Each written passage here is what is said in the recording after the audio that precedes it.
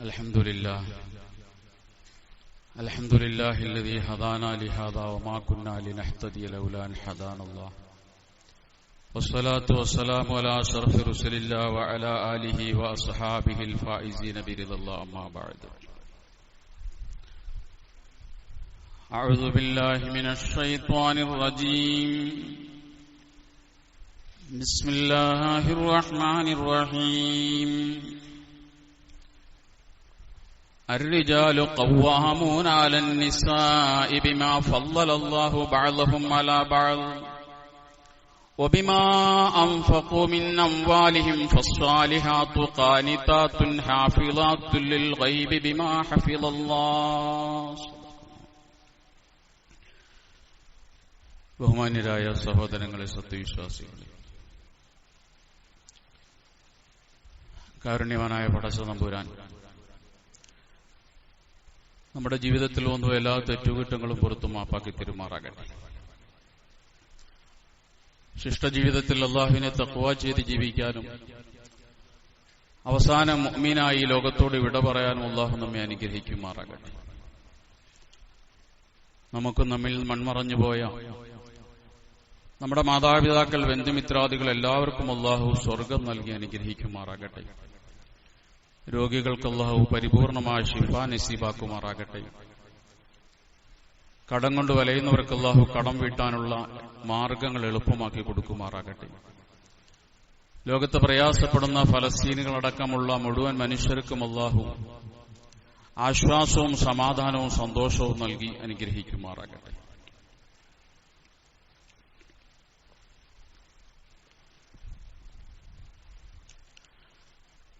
ഏതാനും വർഷങ്ങൾക്ക് മുമ്പ്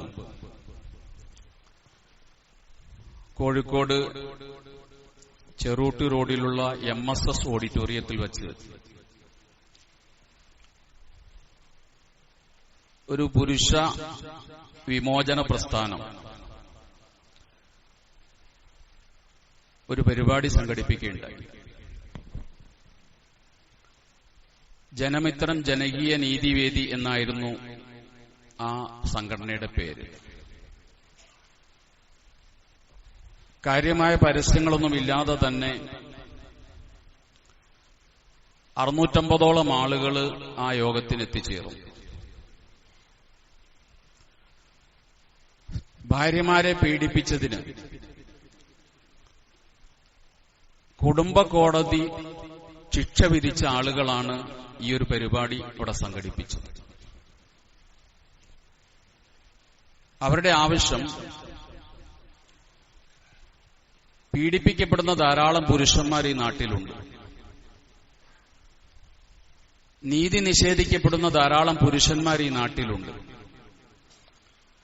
അവർക്ക് നീതി ലഭിക്കണമെന്ന ഒരാവശ്യമാണ് അവർ ആ സമ്മേളനത്തിൽ മുന്നോട്ട് വച്ചത്. കോടതികളിൽ നിന്നുണ്ടാകുന്ന സ്ത്രീപക്ഷമായ വിധികൾ,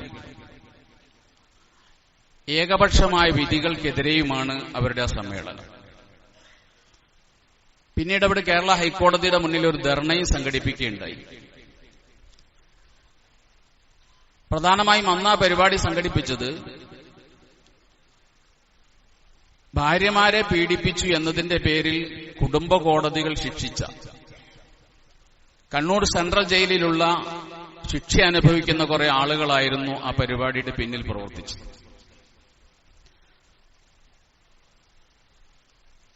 ഭാര്യയെ പീഡിപ്പിച്ചു എന്നൊരു പരാതി കോടതിയിൽ ചെന്നാൽ അത് ഭർത്താവാണെങ്കിലും ഭർത്താവിന്റെ കുടുംബക്കാരാണെങ്കിലും അവിടെ ചുമത്തുന്ന കുറ്റം ക്രിമിനൽ കുറ്റമാണ്. അതുകൊണ്ട് തന്നെ സ്വാഭാവികമായിട്ടും ജാമ്യം ലഭിക്കില്ല. മജിസ്ട്രേറ്റിന്റെ മുന്നിൽ ഹാജരാക്കി റിമാൻഡ് ചെയ്യുകയാണ് സാധാരണ ചെയ്യാറുള്ളത്. ഈ പരാതികളിൽ ഒരു പരിധിവരെയുള്ള പരാതികളും വ്യാജമായിരിക്കും. ചെറിയ ചെറിയ കുടുംബ പ്രശ്നങ്ങളെ ഊതിവീർപ്പിച്ച് അതിനെ പർവ്വതീകരിച്ച് കോടതികളിൽ എത്തിക്കുകയും വക്കീലന്മാരുടെ കഴിവ് കൊണ്ട് പലപ്പോഴും ഈ ഭാര്യയെ പീഡിപ്പിച്ചു എന്നതിന്റെ പേരിൽ ഭർത്താവിനെ ജയിലിലടക്കപ്പെടുകയും അല്ലെങ്കിൽ ഭർത്താവിന്റെ ബന്ധുക്കളെ ജയിലിലടക്കപ്പോഴും ചെയ്യുന്ന ഒരു സാഹചര്യം നമ്മുടെ നാട്ടിൽ നിലവിലുണ്ട്. അതിനെതിരെയായിരുന്നു അവരുടെ ആ സമ്മേളനം. അവരാവശ്യപ്പെട്ടത് സ്ത്രീക്ക് നീതി കിട്ടും പോലെ പുരുഷന് നീതി കിട്ടണം.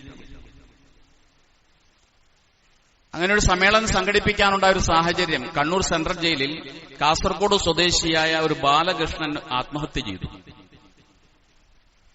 ബാലകൃഷ്ണൻ ആത്മഹത്യ ചെയ്യാൻ കാരണം തന്റെ ഭാര്യയിൽ നിന്നുണ്ടായ നിരന്തരമായ പീഡനങ്ങൾ, അത് സഹിക്കവയ്യാതായപ്പോൾ അദ്ദേഹം വിവാഹമോചനം ചെയ്തു ഭാര്യയെ. വിഷയം കോടതിയിലെത്തി. കുടുംബ കോടതി ബാലകൃഷ്ണൻ 1000 രൂപ വീതം തന്റെ ഭാര്യയ്ക്ക് ചെലവിന് കൊടുക്കണം, വിവാഹമോചനം ചെയ്യപ്പെട്ട സ്ത്രീക്ക് ചെലവിന് കൊടുക്കണമെന്ന് കുടുംബ കോടതി വിധിച്ചു. അത് കൊടുക്കാനില്ലാത്തതിന്റെ പേരിൽ ആ മനുഷ്യൻ ജയിലിലായി. ജയിലിൽ ഒരു ദിവസം ജോലിയെടുത്താൽ 21 രൂപയാണ് ബാലകൃഷ്ണന് കിട്ടുക. ആ ബാലകൃഷ്ണൻ 1000 രൂപ വീതം മോചിപ്പിക്കപ്പെട്ട തന്റെ ഭാര്യയ്ക്ക് കൊടുക്കണം. അത് കൊടുക്കാനില്ലാതെ വരുമ്പോൾ വീണ്ടും അദ്ദേഹം ജയിലിലേക്ക് മടങ്ങി വരും. ഇങ്ങനെ മാനസികമായി തളർന്ന ബാലകൃഷ്ണൻ കണ്ണൂർ സെൻട്രൽ ജയിലിൽ തൂങ്ങിച്ചത്തു.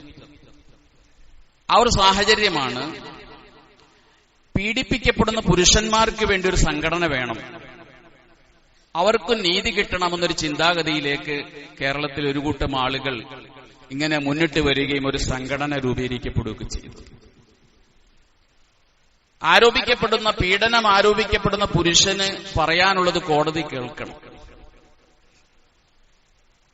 പലപ്പോഴും അത് കേൾക്കാൻ തയ്യാറാകാറില്ല. അങ്ങനെ വരുമ്പോ ഈ പുരുഷൻ ജയിലിലേക്ക് പോകേണ്ട ഒരവസ്ഥ ഉണ്ടായിത്തീരും. അതിന്റെ പിന്നിലുള്ളത് വ്യാജമായ പരാതികളായിരിക്കും. 94 വയസ്സുള്ള ഒരു അമ്മയാണ് ആ സമ്മേളനം ഉദ്ഘാടനം ചെയ്തത്. അവർ മൈക്കിന്റെ മുന്നിലേക്ക് വന്നിട്ട് ആദ്യം പൊട്ടിക്കരയുകയാണ് ചെയ്തത്. അവർ പറഞ്ഞത്, എന്റെ മരുമകൾ എന്റെ മകനും എനിക്കുമെതിരെ കൊടുത്ത കേസിന്റെ പേരിൽ ഇന്ന് ഞാൻ വല്ലാതെ പ്രയാസപ്പെടുകയാണ്. എന്റെ മരുമകളെ ഞാനും എന്റെ മകനും കൂടി പീഡിപ്പിച്ചു എന്നതാണ് കേസ്. അപ്പൊ ഇത്തരത്തിലുള്ള ധാരാളം കേസുകൾ നമ്മുടെ നാട്ടിൽ ഉണ്ടാകുമ്പോൾ പീഡിപ്പിക്കപ്പെടുന്ന ഭാര്യമാർക്ക് വേണ്ടി ശബ്ദിക്കാൻ ഇവിടെ വേദികളുണ്ട്, അവർക്ക് കൂട്ടായ്മകളുണ്ട്, വനിതാ കമ്മീഷനുണ്ട്. അവിടെയാണ് വീടകങ്ങളിൽ പീഡിപ്പിക്കപ്പെടുന്ന, മാനസികമായും ശാരീരികമായും ഒരുപക്ഷെ ലൈംഗികമായി പോലും പീഡിപ്പിക്കപ്പെടുന്ന ഭർത്താക്കന്മാർക്ക് വേണ്ടി ശബ്ദിക്കാൻ ഒരു സംഘടന ആവശ്യമുണ്ട് എന്നൊരു കാഴ്ചപ്പാടിലേക്ക് അവർ എത്തിച്ചേർന്നു. ഇതൊരു പുതിയ കാഴ്ചപ്പാടല്ല. ലോകസഭയിൽ 2 UP യിൽ നിന്നുള്ള 2 BJP MPമാർ മുമ്പ് ഇതേ ആവശ്യം ഉന്നയിച്ചിട്ടുണ്ട്. അവർ പറഞ്ഞത്, ഇന്ത്യൻ പീനൽ കോഡ്, ഇപ്പോൾ ഭാരതീയ ന്യായ സംഹിതയുടെ 489A വകുപ്പ് പുരുഷനെ പീഡിപ്പിക്കുകയാണ്. ഭാര്യയാൽ പീഡിപ്പിക്കപ്പെടുന്ന പുരുഷന് അല്ലെങ്കിൽ ലൈംഗികാരോപണം നേരിടുന്ന പുരുഷന് നീതി കിട്ടാതെ വരുന്ന സാഹചര്യമുണ്ട്. അതുകൊണ്ട് ദേശീയ വനിതാ കമ്മീഷൻ പോലെ ഒരു ദേശീയ പുരുഷ കമ്മീഷൻ രൂപീകരിക്കണം, പുരുഷന്മാർക്കും നീതി കിട്ടണം. ഇത് 2 BJP MPമാരാണ് ലോകസഭയിൽ പറഞ്ഞത്. അവരൊരു കണക്കും ലോകസഭയിൽ അവതരിപ്പിക്കുന്നുണ്ട്. 1998 മുതൽ 2015 വരെ 27 ലക്ഷം പുരുഷന്മാർ വ്യാജ പരാതിയുടെ പേരിൽ അറസ്റ്റ് ചെയ്യപ്പെട്ടിട്ടുണ്ട് ഇന്ത്യയിൽ. അവർ കുറ്റക്കാരായിരുന്നില്ല. സ്ത്രീകൾ കൊടുത്ത വ്യാജമായ പരാതിയുടെ പേരിൽ ഈ രാജ്യത്ത് 27 ലക്ഷം പുരുഷന്മാർ 17 വർഷത്തിനിടെ അറസ്റ്റ് ചെയ്യപ്പെടുന്നു. അത്തരമൊരു സാഹചര്യം നിലനിൽക്കുമ്പോൾ ഇത്തരത്തിലുള്ള പുരുഷന്മാർക്ക് നീതി കിട്ടാൻ വേണ്ടി ഒരു പുരുഷാവകാശ സംഘടന ആവശ്യമുണ്ട് എന്നുള്ള ആവശ്യമാണ് അവർ മുന്നോട്ട് വെച്ചത്. ഇവിടെയാണ് നമുക്ക് പരിശുദ്ധമായ ദീനുൽ ഇസ്ലാമിന്റെ സമീപനം ഇത്തരം വിഷയങ്ങളിൽ. അത് സ്ത്രീക്കും പുരുഷനും നീതി കൊടുക്കുന്ന സമീപനമാണ്. ഒരിക്കലും സ്ത്രീപക്ഷമല്ല, പുരുഷപക്ഷവുമല്ല. അതുകൊണ്ടാണ് ഒരു വനിതാ കമ്മീഷനോ ഒരു പുരുഷ കമ്മീഷനോ രൂപീകരിക്കണമെന്നൊരു ആവശ്യം മുന്നോട്ട് വയ്ക്കേണ്ട ഒരു സാഹചര്യം ഇസ്ലാമിക ഖിലാഫത്തിൽ ഉണ്ടായിട്ടില്ല. കാരണം അവിടെ പുരുഷനും നീതി കിട്ടും, സ്ത്രീക്കും നീതി കിട്ടും. ഒരാളും ഒരാളാൽ പീഡിപ്പിക്കപ്പെടുന്നൊരവസ്ഥ ഉണ്ടാവൂല. അസ്അദ് റളിയല്ലാഹു തആല അൻഹു അൻസാരി ഒരു സഹാബിയാണ്. അദ്ദേഹം ഒരിക്കൽ ഭാര്യയുമായി വഴക്കുണ്ടാക്കി. ദേഷ്യം അല്പം കൂടിയപ്പോൾ അദ്ദേഹം കൈ നിവർത്തി ഭാര്യയുടെ മുഖത്തടിച്ചു, ശക്തമായി അടിച്ചു. അദ്ദേഹത്തിന്റെ 4 വിരലുകളും ഭാര്യയുടെ മുഖത്ത് പതിഞ്ഞു. ആ ഭാര്യയുടെ പിതാവ് അത് കണ്ടു. അദ്ദേഹത്തിന് സഹിക്കാൻ കഴിഞ്ഞില്ല. മകളെ പിടിച്ചുകൊണ്ട് റസൂൽ സ്വല്ലല്ലാഹു അലൈഹി വസല്ലം അടുക്കലേക്ക് വന്നു. നബിയെ, ഞാൻ എന്റെ മകളെ അസ്അദിന് വിവാഹം ചെയ്തു കൊടുത്താണ്. ഉത്തരവാദിത്വത്തോടെ അവൻ നോക്കിക്കോളാമെന്ന് പറഞ്ഞാണ് അവൻ ഏറ്റത്. അപ്പൊ അങ്ങ് കണ്ടില്ലേ എന്റെ മകളുടെ മുഖത്ത് 4 വിരലുകൾ പതിഞ്ഞിരിക്കുന്നത് കണ്ടില്ലേ? അസ്അദ് അടിച്ചതാണിത്. കേട്ടപാതെ റസൂൽ സല്ലല്ലാഹു അലൈഹി വസല്ലം റസൂലിന്റെ ആദ്യത്തെ പ്രതികരണം എങ്ങനെയായിരുന്നു? ഇക്തസിമിൻഹു, നീ അവനെ തിരിച്ചടിച്ചു. നിന്നെ അടിച്ചതുപോലെ നീ അവനെ തിരിച്ചടിച്ചോളാനാണ് റസൂൽ സല്ലല്ലാഹു അലൈഹി വസല്ലം ആദ്യം പറഞ്ഞത്. പിന്നെ റസൂൽ ആലോചിച്ചു, അത് ശരിയല്ലല്ലോ. ഭർത്താവിനെ ഭാര്യ അടിക്കുകയോ, അതൊരു സുന്ദരമായ ഒരു വൈവാഹിക ജീവിതത്തിന് ശരിയല്ലല്ലോ എന്ന് പിന്നെ റസൂൽ ആലോചിക്കുകയാണ്. എന്നിട്ട് പറയുന്നുണ്ട്, നീ നിക്ക്, ഹത്ത അൻദുറ ഫി അംരികി, ഞാനൊന്ന് ആലോചിക്കട്ടെ എന്ന് പറഞ്ഞ ആ പെണ്ണിനെയും ആ പെണ്ണിന്റെ പിതാവിനെയും റസൂലോട് പിടിച്ചു നിർത്തുകയാണ്. ഉടനെ നബി സല്ലല്ലാഹു അലൈഹി വസല്ലം ശരീരം വിയർക്കാൻ തുടങ്ങി. അവിടുത്തെ താടികൾ വിറയ്ക്കാൻ തുടങ്ങി. അവിടുത്തെ ശരീരം വിറയ്ക്കുന്നുണ്ട്. സഹാബത്തിന് മനസ്സിലായി വഹി ഇറങ്ങുകയാണ്. അല്പം കഴിഞ്ഞു പ്രവാചകൻ ശാന്തനായി. എന്നിട്ട് ഓതിക്കൊടുത്തു, അർറിജാലു ഖവ്വാമൂന അലന്നിസാ ബിമാ ഫളലല്ലാഹു ബഅദഹും അലാ ബഅദ് വബിമാ അൻഫഖൂ മിൻ അംവാലിഹിം ഫസ്സാലിഹാതു ഖാനിതാത്തുൻ ഹാഫിളാത്തുൻ ലിൽഗൈബി ബിമാ ഹഫിളല്ലാഹ്. ആയത്ത് ഓതിക്കൊടുത്തു. അപ്പോൾ ഇറങ്ങിയ ആയത്താണ് അർറിജാലു ഖവ്വാമൂന അലന്നിസാ. ആണുങ്ങൾ, ഭർത്താക്കന്മാർ ഭാര്യമാരുടെ മേൽ കൈകാര്യകർത്തൃത്വമുള്ളവരാണ്. അവർക്കൊരു അധികാരമുണ്ട്. അതുകൊണ്ട് ഭാര്യമാരെ അദബ് പഠിപ്പിക്കാൻ വേണ്ടി ചില ശിക്ഷാ നടപടികൾ സ്വീകരിക്കുമ്പോൾ പാളിപ്പോയി കഴിഞ്ഞാൽ, ഇവിടെ സംഭവിച്ചത് അതാണ്. അസ്അദ് തന്റെ ഭാര്യയെ മുഖത്തടിച്ച് ഒരു പരിക്കേൽപ്പിക്കൽ ഉദ്ദേശമായിരുന്നില്ല.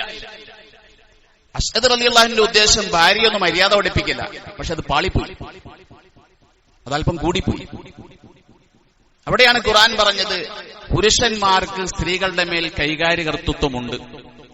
അതുകൊണ്ട് തന്നെ ഭാര്യയെ മര്യാദ പഠിപ്പിക്കാൻ വേണ്ടി ശ്രമിക്കുമ്പോൾ അല്പം പാളിപ്പോയാൽ അതിന് പെണ്ണ് തിരിച്ചടിക്കരുത്, ഭാര്യ ഭർത്താവിനെ തിരിച്ചടിക്കരുത്. ഫസ്സാലിഹാത്തു ഖാനിതാത്തുൻ ഹാഫിളാത്തുൻ ലിൽഗൈബി ബിമാ ഹഫിളല്ലാഹ്. അങ്ങനെ ഭർത്താവിൽ നിന്നൊരു അബദ്ധം സംഭവിച്ചു പോയാൽ സ്വാലിഹായ ഒരു ഭാര്യ എന്താ ചെയ്യേണ്ടത്?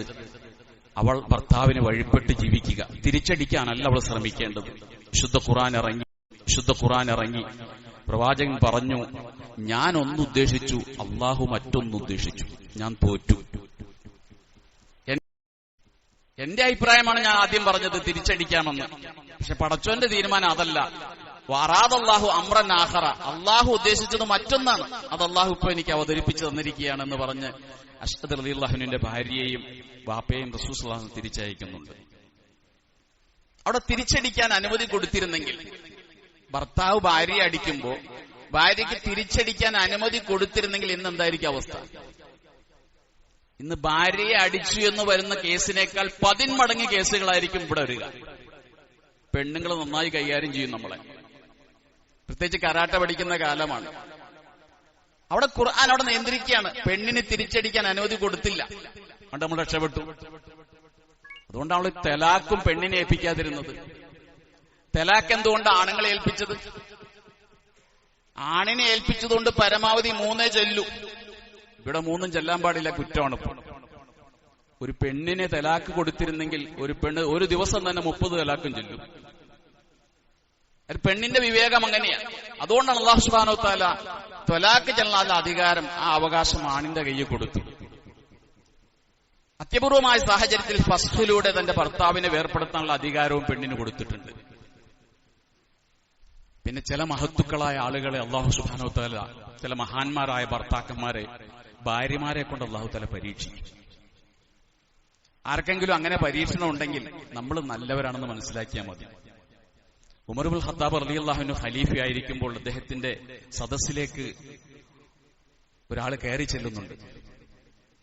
വീട്ടിലേക്ക് വരുന്നൊരു മനുഷ്യൻ വീടിന്റെ പരിസരത്ത് നിന്ന് വീടിനകത്തെ രംഗം വീക്ഷിച്ചിട്ട് തിരിച്ചു പോകുകയാണ്. ഈ രംഗം കണ്ട ഉമർ ചോദിച്ചു, അല്ല സുഹൃത്തെ, നിങ്ങൾ വന്നിട്ടെന്താ തിരിച്ചു പോയത്? ഒന്നും പറഞ്ഞില്ലല്ലോ, വന്ന കാര്യം പറഞ്ഞില്ലല്ലോ. അപ്പൊ അയാൾ പറഞ്ഞു, എന്റെ ഭാര്യയുടെ ദുസ്വഭാവത്തെക്കുറിച്ച് പരാതി പറയാനാണ് അമീറെ അങ്ങയുടെ അടുക്കൽ വന്നത്.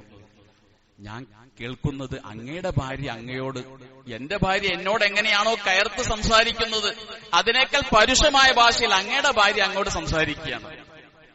അപ്പൊ എനിക്ക് മനസ്സിലായി ഈ പരാതി ഇവിടെ പറഞ്ഞിട്ട് കാര്യമില്ല. അതുകൊണ്ട് ഞാൻ തിരിച്ചു പോവുകയാണ്. മുർലാന മനുഷ്യനോട് പറയുന്നുണ്ട്, സുഹൃത്തെ, എന്റെ ഭാര്യ എനിക്ക് എന്തെല്ലാം ചെയ്തു തരുന്നുണ്ട്. എന്റെയും നരകത്തിന്റെയും ഇടയിലുള്ള മറ എന്റെ ഭാര്യയാണ്. അവളില്ലെങ്കിൽ ഒരുപക്ഷെ ഞാൻ നരകത്തിൽ പോകും. ഞാൻ ഹറാമിലേക്ക് പോകാതെ എന്നെ സംരക്ഷിക്കുന്നത് അവളാണ്. അവളില്ലെങ്കിൽ ഞാൻ ഹറാമ് ചെയ്യൂലേ. ഞാനില്ലാത്തപ്പോൾ എന്റെ വീട് സംരക്ഷിക്കുന്നത് അവളാണ്. എന്റെ സമ്പത്ത് നോക്കുന്നത് അവളാണ്. എന്റെ മക്കളെ സംരക്ഷിക്കുന്നത് അവളാണ്. എന്റെ വസ്ത്രം കഴുകിത്തരുന്നതും എനിക്ക് ഭക്ഷണം പാചകം ചെയ്തു തരുന്നതും അവളാണ്. അപ്പോൾ ഇടയ്ക്കിടയ്ക്ക് ഇവളിങ്ങനെ പൊട്ടിത്തെറിക്കുമ്പോൾ നമുക്കൊന്ന് ക്ഷമിച്ചുകൂടെ എന്നാണ് ഉമറുൽ ഖത്താബ് ആ മനുഷ്യനോട് ചോദിച്ചത്. ശാന്തനായ മനുഷ്യൻ തിരിച്ചു പോകുന്നുണ്ട്. സൈനുദ്ദീൻ മഖ്ദൂം തന്റെ ഇർഷാദ് എന്ന ഗ്രന്ഥത്തിൽ ഒരു സംഭവം ഉദ്ധരിക്കുന്നുണ്ട്. ഒരു മനുഷ്യൻ തന്റെ കൂട്ടുകാരനെ കാണാനെത്തി. കൂട്ടുകാരനെ കാണാൻ വേണ്ടി വീട്ടിലെത്തിയപ്പോ വീട്ടിന്റെ വെളിയിൽ നിന്ന് വിളിച്ചു. കൂട്ടുകാരന്റെ ഭാര്യ അകത്തുനിന്ന് ചോദിച്ചു, ആരാണ് വന്നിരിക്കുന്നത്? അപ്പോൾ ഇദ്ദേഹം മറുപടി പറഞ്ഞു, നിന്റെ ഭർത്താവിന്റെ ഒരു കൂട്ടുകാരനാണ്, അദ്ദേഹത്തിന് കാണാൻ വേണ്ടി വന്നതാണ്. അപ്പോൾ ഈ പെണ്ണ് ഉറക്കെ ഇങ്ങനെ വിളിച്ചു പറയുന്നുണ്ട്, എന്റെ ഭർത്താവ് വിറക് വെട്ടാൻ വേണ്ടി പോയതാണ്. അള്ളാഹു അയാളെ ഇങ്ങോട്ട് തിരിച്ചു കൊണ്ടുവരാതിരിക്കട്ടെ, അള്ളാഹു അയാളെ മരിപ്പിക്കട്ടെ. സ്വന്തം ഭർത്താവിനെതിരെ പെണ്ണിങ്ങനെ പ്രാർത്ഥിക്കുക. എന്നിട്ടിങ്ങനെ ഭർത്താവിനെ ചീത്ത വിളിക്കുക. ഈ കുട്ടിക്കാരൻ നോക്കി നിൽക്കെ ഈ ഭർത്താവ് ഇങ്ങനെ, ഈ സ്ത്രീയുടെ ഭർത്താവ് ഒരു സിംഹത്തിന്റെ പുറത്ത് വിറക് കെട്ടുമായി വരുന്നുണ്ട്.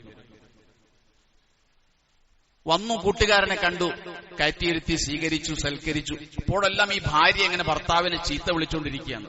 ഈ മനുഷ്യന് അത്ഭുതം തോന്നി, ഇതെങ്ങനെയാണ് ക്ഷമിക്കാൻ കഴിയുക?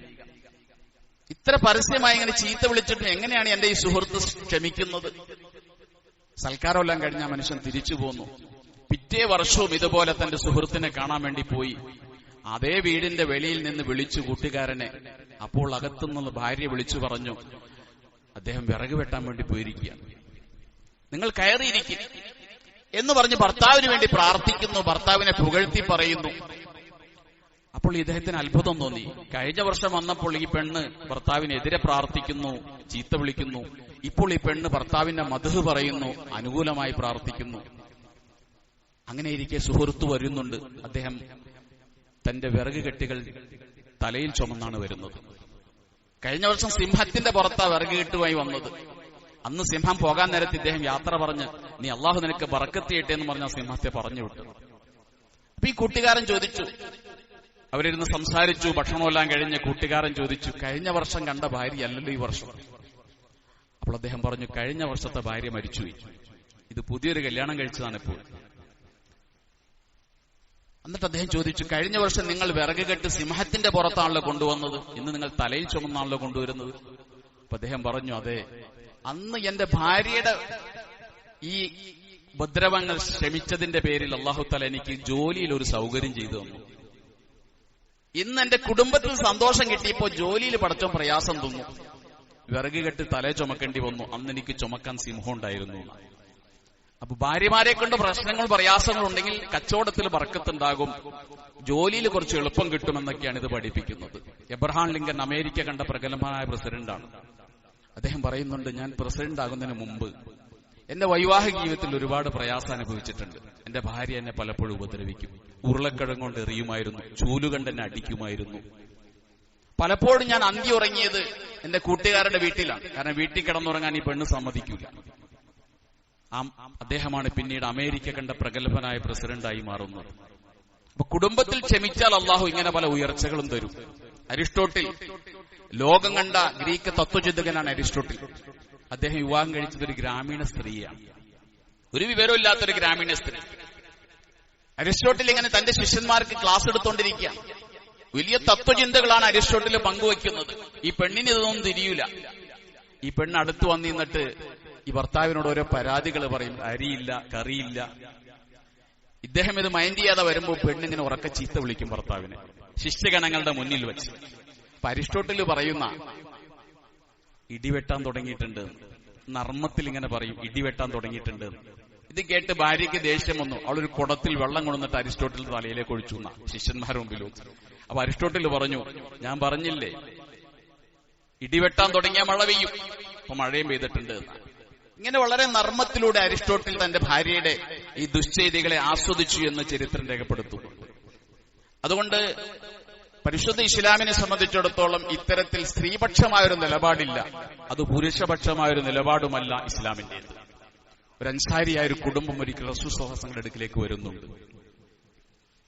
അവർ വന്ന് റസൂലിനോട് പറയുന്നൊരു പരാതി, റസൂലെ, ഞങ്ങളുടെ ഒട്ടകം ഒരുപാട് ഉപകാരമുള്ള ഒട്ടകമായിരുന്നു. ഞങ്ങളുടെ കൃഷിയിടം ഞങ്ങൾ നനച്ചിരുന്നത് ആ ഒട്ടകത്തെ കൊണ്ടാണ്. ഞങ്ങൾ യാത്ര ചെയ്തിരുന്നത് ആ ഒട്ടകപ്പുറത്താണ്. ഞങ്ങളുടെ ചുമടുകൾ ചുമന്നിരുന്നത് ആ ഒട്ടകമാണ്. ഇപ്പോൾ ആ ഒട്ടകത്തിന് പേ പിടിച്ചിട്ടുണ്ട് റസൂലെ, അനുസരിക്കുന്നില്ല, പേ പിടിച്ചു, ഒരു ഉപകാരവുമില്ല. അപ്പൊ റസൂൽ സ്വല്ലല്ലാഹു അലൈഹി വസല്ലം ചോദിച്ചു, നന്നായി പേ പിടിച്ചോ എന്ന് ചോദിച്ചു. ആ, നന്നായി പേ പിടിച്ചിട്ടുണ്ട് എന്ന് പറഞ്ഞു. നബി പറഞ്ഞു, ഖൂമുബിന, നമുക്ക് പോകാം, ഒന്ന് പോയി നോക്കാമെന്ന് പറഞ്ഞ സഹാബത്തിനെ കൂട്ടി ആ അൻസാരിയുടെ വീട്ടിലേക്ക് റസൂൽ സ്വല്ലല്ലാഹു അലൈഹി വസല്ലം പോകുന്നു.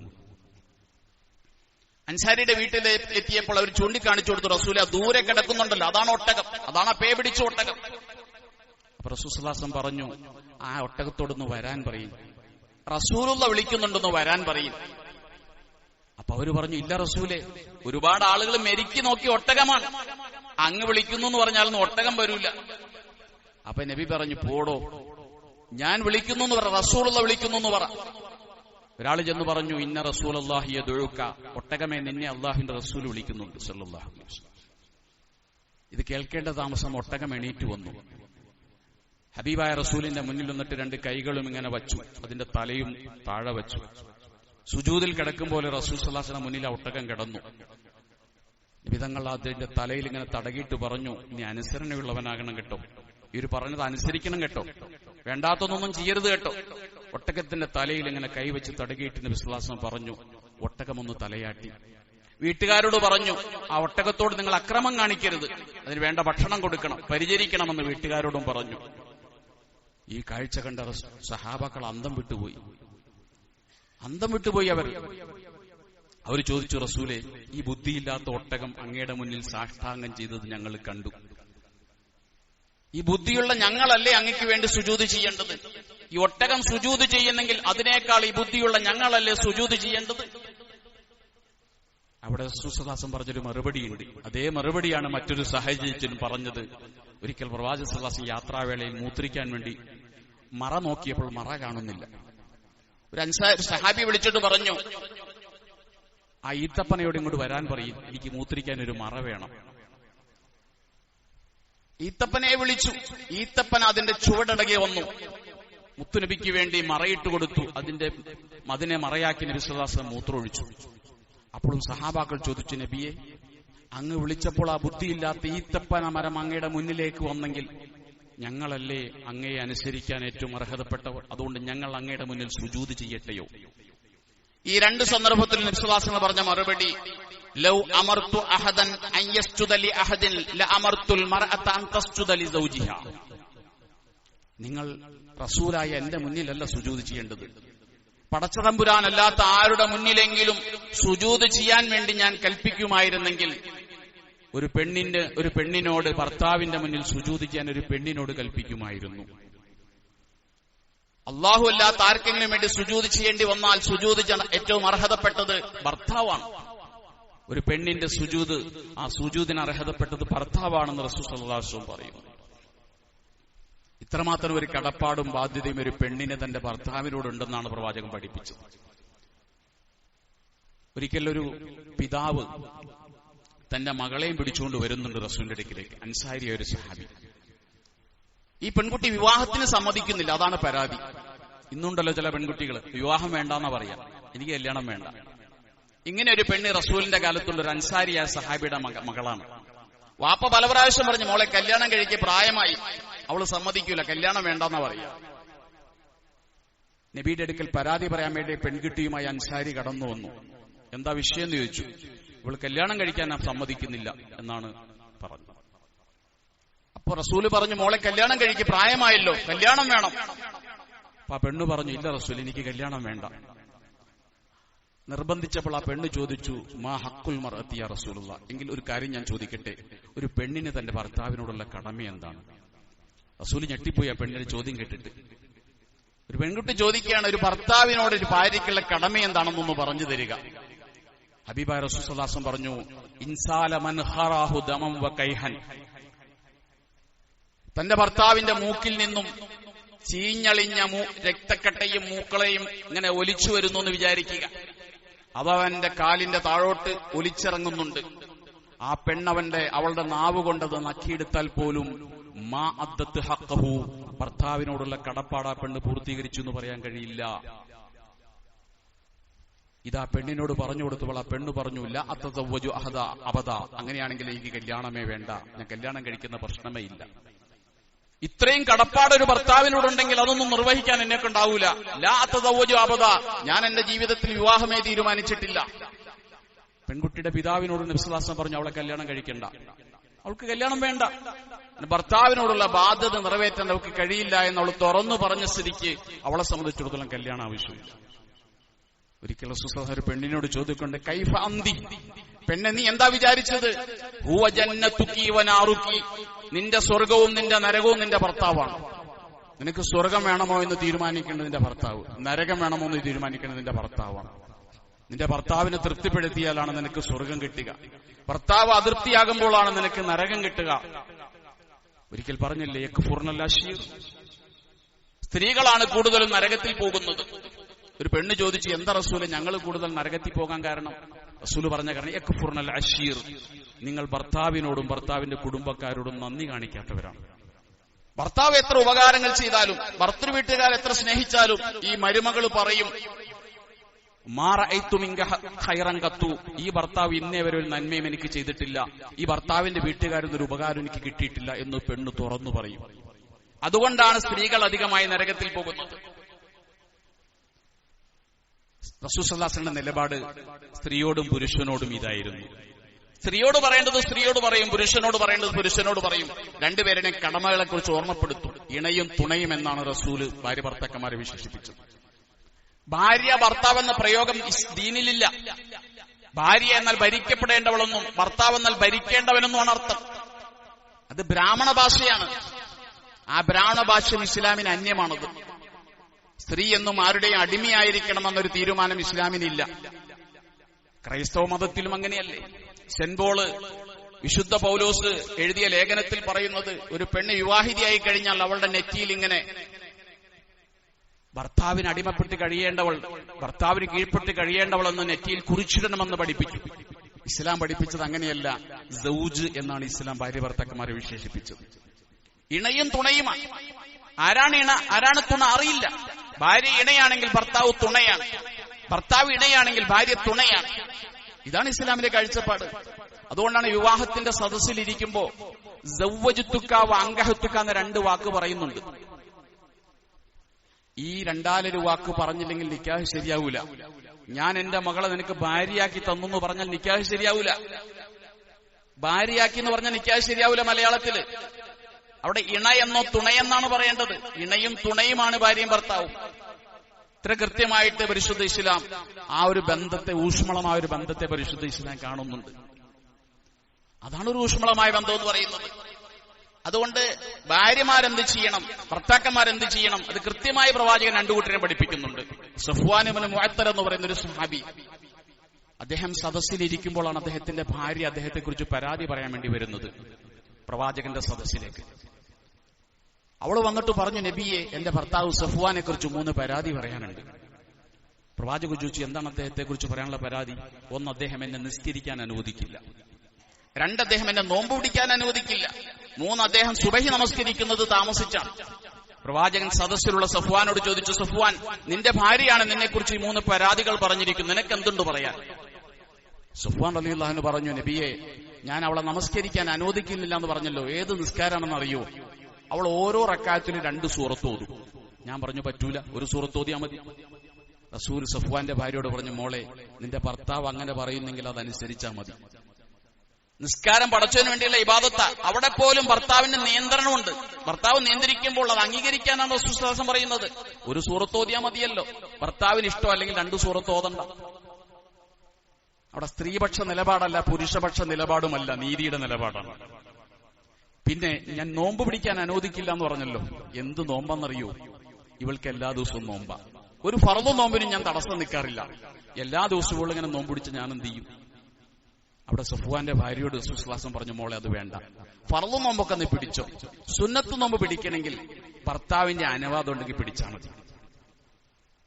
അവിടെ പ്രവാചകൻ നീതിയുടെ പക്ഷത്ത് നിൽക്കുകയാണ്. അതുകൊണ്ട് തന്നെ പരിശുദ്ധ ഇസ്ലാമി വിഷയത്തിൽ കാണുന്നൊരു നിലപാട് ഇതാണ്. ഒരു പെണ്ണ് സ്വാലിഹത്താണെങ്കിൽ ഭാര്യയെ ഭർത്താവിനെ അനുസരിച്ച്, ഭർത്താവിന് കീഴ്പ്പെട്ട്, ഭർത്താവിന്റെ ഇംഗിതങ്ങൾക്കനുസരിച്ച് ഒരു പെണ്ണ് നീങ്ങുമെന്ന കാര്യത്തിൽ ഒരു തർക്കമില്ല. അതുകൊണ്ടാണ് റസൂൽ പറഞ്ഞത്, മൻ തസവ്വജ ബിംറഅത്തിൻ ഫഖദ അഹ്റസ സുലുസൈ ദീനിഹി. ഒരാൾ വിവാഹം കഴിയുന്നതോടുകൂടി അവന്റെ ദീനിന്റെ 2/3 പൂർത്തീകരിച്ചു. ഇനി ഒരു ഭാഗം മാത്രമേ പൂർത്തീകരിക്കേണ്ടതുള്ളൂ. വിവാഹത്തോടുകൂടി 2/3 ഭാഗം പൂർത്തീകരിക്കുകയാണ്. പെണ്ണ് കെട്ടിയാൽ കണ്ണ് കെട്ടണം.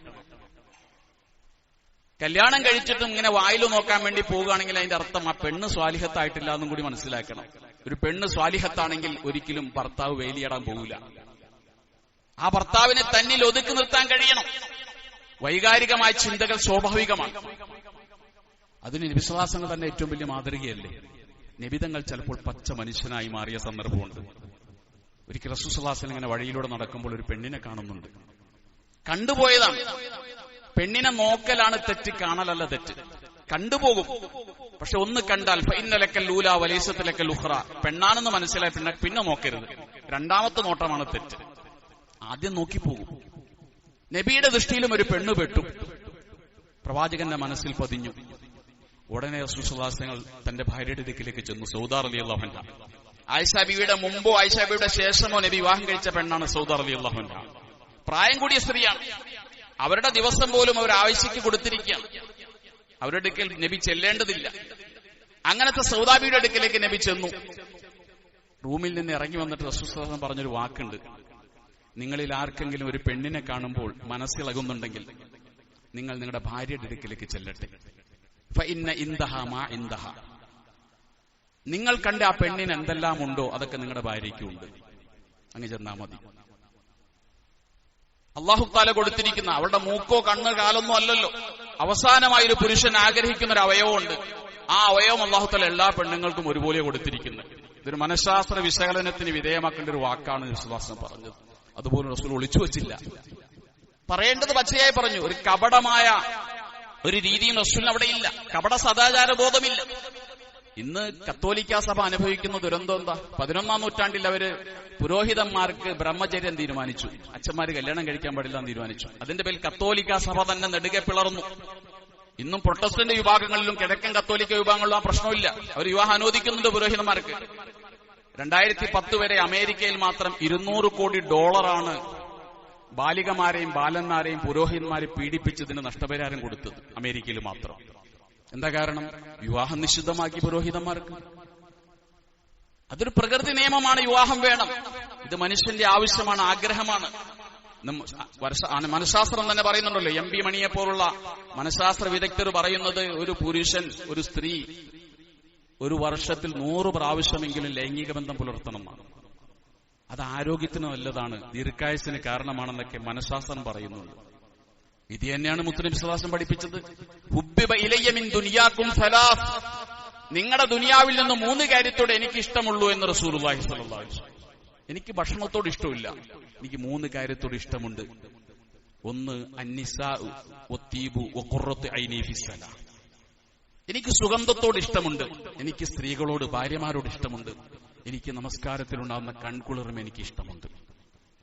ഭാര്യമാരോട് എനിക്ക് വല്ലാത്ത ഇഷ്ടമാണ്. ആ ഭാര്യമാരെ ആകർഷിക്കാനാണ് എനിക്ക് സുഗന്ധം. സുഗന്ധത്തിലൂടെ ഭാര്യമാരെ ആകർഷിക്കുക. ഇത് പച്ചയ്ക്ക് തുറന്നു പറയാണ് നബി സല്ലല്ലാഹു അലൈഹി വസല്ലം. ഒളിച്ചു വെച്ചുള്ള ഒരു കപട സദാചാരമല്ല. അതുകൊണ്ടാണ് നബി സല്ലല്ലാഹു അലൈഹി വസല്ലം പറഞ്ഞത്. ഇബ്നു അബ്ബാസ് റളിയല്ലാഹു അൻഹു പറയുന്നുണ്ട്, വലഹുന്ന മിഥുലുല്ലദി അലൈഹിന്ന എന്ന് ഖുർആനിലൊരു ആയത്തുണ്ട്. നിങ്ങൾക്ക് നിങ്ങളുടെ ഭാര്യമാരിൽ നിന്നും നിങ്ങൾക്ക് എത്ര അവകാശം കിട്ടേണ്ടതുണ്ടോ അതേ അവകാശം നിങ്ങൾ തിരിച്ചും കൊടുക്കേണ്ടതുണ്ട്. ഈ ആയത്തിനെ വിശദീകരിച്ചിട്ട് ഇബ്നു അബ്ബാസ് റളിയല്ലാഹു അൻഹു പറയുന്നുണ്ട്, അത്തസയ്യനു ലിംറഅതി കമാ ഉഹിബ്ബു കമാ തതസയ്യനു ലി. എന്റെ ഭാര്യ എനിക്ക് വേണ്ടി എങ്ങനെ അഴകാകാൻ ഞാൻ ആഗ്രഹിക്കുന്നോ അതുപോലെ ഞാൻ എന്റെ ഭാര്യയുടെ മുന്നിലും അഴകായി കാണിക്കും. ഞാൻ സുന്ദരനായി എന്റെ ഭാര്യയുടെ അടുക്കലേക്ക് കടന്നു ചെല്ലും. അത് വേണം. ഉമർ ഇബ്നുൽ ഖത്താബ് റളിയല്ലാഹു അൻഹുവിന്റെ അടുക്കലേക്ക് ഒരിക്കൽ ഒരു ഭാര്യയും ഭർത്താവും കടന്നു വരുന്ന ഒരു രംഗമുണ്ട്.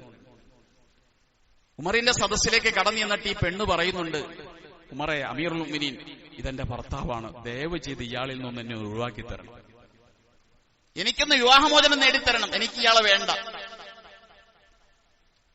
ഉമർ റളിയല്ലാഹു തആല കാര്യം അന്വേഷിച്ചുള്ള പെണ്ണ് കാര്യം പറഞ്ഞു. ആ മനുഷ്യനെ കണ്ടില്ലേ, വൃത്തിയില്ലാത്തവൻ, നഖം വെട്ടാത്തവൻ, മുടി ജടക്കുത്തിയവൻ, ദുർഗന്ധം വമിക്കുന്നവൻ, എങ്ങനെ ഈ മനുഷ്യന്റെ കൂടെ ഞാൻ കിടക്കും? ഈ വൃത്തിയില്ലാത്തവന്റെ കൂടെ ഞാൻ എങ്ങനെ ഭാര്യയായി ജീവിക്കും?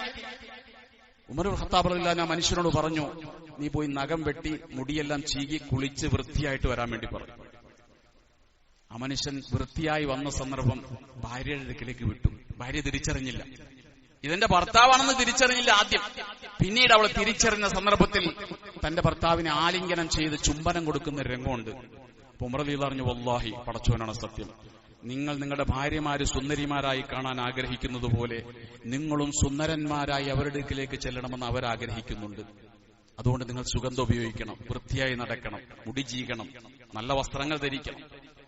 നിങ്ങൾ നിങ്ങളുടെ ഭാര്യ ഏത് നെയ്റ്റി ഇടണമെന്ന് ആഗ്രഹിക്കുന്നു, ഏത് വേഷത്തിൽ വരണമെന്ന് ആഗ്രഹിക്കുന്നു, നിങ്ങളുടെ ഭാര്യയ്ക്കും സ്വപ്നങ്ങളുണ്ട് നിങ്ങളിൽ. ഖൗല റളിയല്ലാഹു തആല അൻഹ മദീനയിൽ അത്രവിക്കുന്ന ഒരു പെണ്ണ. ഒരിക്കൽ ആയിഷ ബീവിയുടെ അടുക്കൽ ഒന്ന് പരാതി പറയുന്നുണ്ട്. ആയിഷ, ഉമ്മുൽ മുഅ്മിനീൻ, എന്റെ ഭർത്താവിനെ കുറിച്ചാണ് എനിക്ക് പറയാനുള്ളത്.